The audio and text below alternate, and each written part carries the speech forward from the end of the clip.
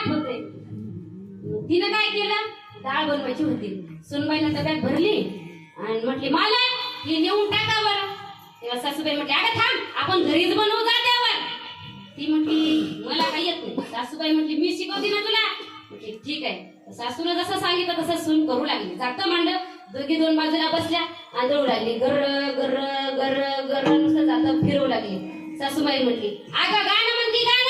तिनं गाणं म्हणायला सुरुवात केली, पण कोणता, देवाचं नाही बरं, पिक्चरचं गाणं म्हणायला सुरुवात केली. पिक्चरचं. तिला काय देवाचं गाणं याद नव्हतं. सासूबाई म्हटली अगं असं काय करते, मी तुला देवाचं गाणं म्हणायला सांगितलं, देवाचं तू पिक्चरचं म्हणते. ती म्हटली सासूबाई तुम्ही म्हणत जुन्या पिक्चर पासून आता कोणता नवीन जो पिक्चर निघलाय ना त्यातलं कोणतंही गाणं म्हणायला सांगा, मी ए टू झेड गाणे म्हणू, देवाचं काय मला येत. सासूबाई म्हटली ठीक आहे. फार चॅप्टर होती सासूबाई. म्हटली ठीक आहे मी तुला शिकवते, तू माझ्या माग म्हण. आता त्या सासूबाईने काय शिकवलं होतं मी सांगते बघा. मी पुढे म्हणणार आणि महिला मंडळ तुम्ही माग म्हणायचं.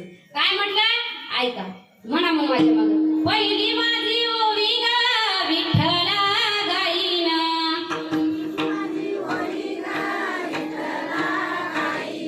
पहिली माझी ओवी गा विठ्ठला गाईना.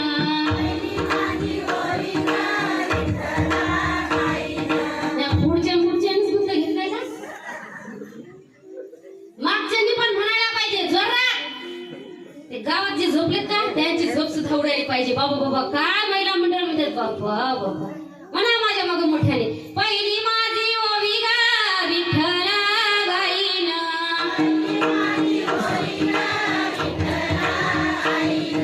पहिली माझी ओवी गा विठ्ठला गाईना.